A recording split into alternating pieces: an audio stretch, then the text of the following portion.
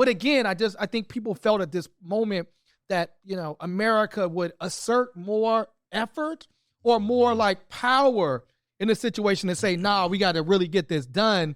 And it didn't seem like the will was really there. And now as can he survive this?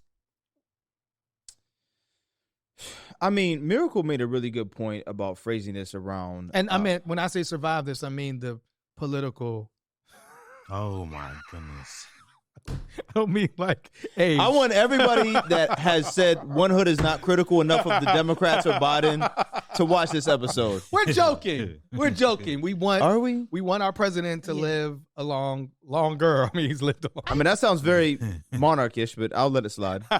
Long live the king. Long live the president. Okay. All right. No, I'm saying as a person. I want him to enjoy retirement. Yes, outside of the office. Okay. Outside of the office of president. Yeah. So what I was going to say was, before you just... My fault. Great jokes, man. Great jokes. Miracle made a great point about this being, identity-based attacks that are coming from the Biden administration. And we really, I don't think, America has really dislodged itself from this boogeyman idea of Arabs and Muslims. Yes. And you go to, True Lies, right? Because if you remember, prior to True Lies. The movie True Lies. With Arnold Schwarzenegger. Yeah, and Tom Arnold. If you go before that. Jamie Lee Curtis. Fucking amazing scene, by the way. If you go before that, virtually all terrorists in American cinema were European. I didn't know that. Yeah. True Lies is the first time you see Crimson Jihad, that's the name of the group. Oh, interesting. Where the terrorists are South Asian or Muslim or and then Arab they were presenting. like, yo, we're going to do this every single movie. Yeah.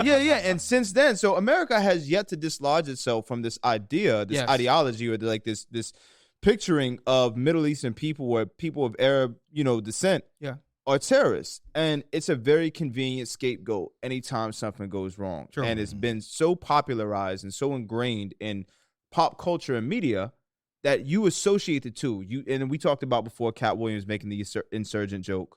And then furthermore, you had what was his name? The one nigga that did the puppet, Ahmed the terrorist or something like that. It's become. I don't remember that person. Yeah. He blew up. This is before social media, but he had a dump. No pun intended. Even Sacha Baron Cohen. Didn't realize he wasn't Arabic. Yes. Yeah. Until last week. Right. Sacha Baron Cohen did a lot of Yeah. And then so these things go hand in hand. So but when it comes from a governmental office, a presidential office, you have something that's a lot more difficult to grapple with, and the real world ramifications end up popping up in these violent and horrific ways. True.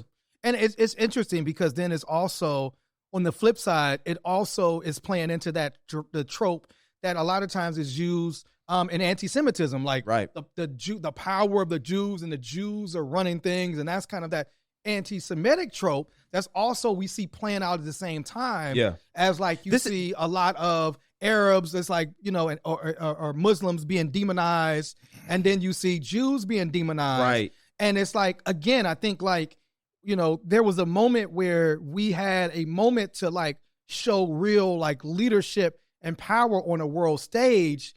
And, the Biden-Harris administration did not do that. So, a lot of people are looking at Biden and saying, you know what, this is not it. You are not it. And we wanted Joe. We wanted Uncle Joe in this moment, right? Yes.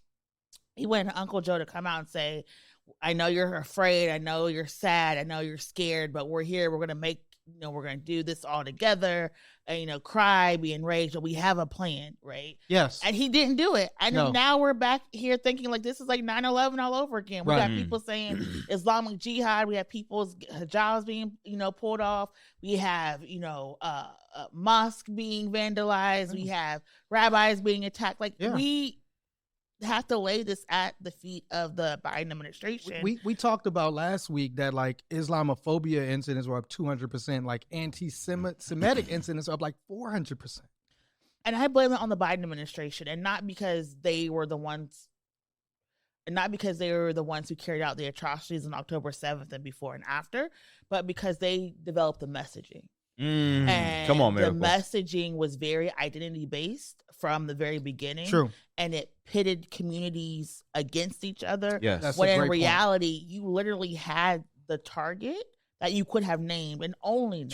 True. And it took you, 3 or 4 days to even say Palestinians? It took you a week or two to say, oh, we're not fighting the Palestinian people. You failed. Yeah. And at a time when we have been talking about identity politics for like 3 to 4 years, you weaponize identity politics in the worst way.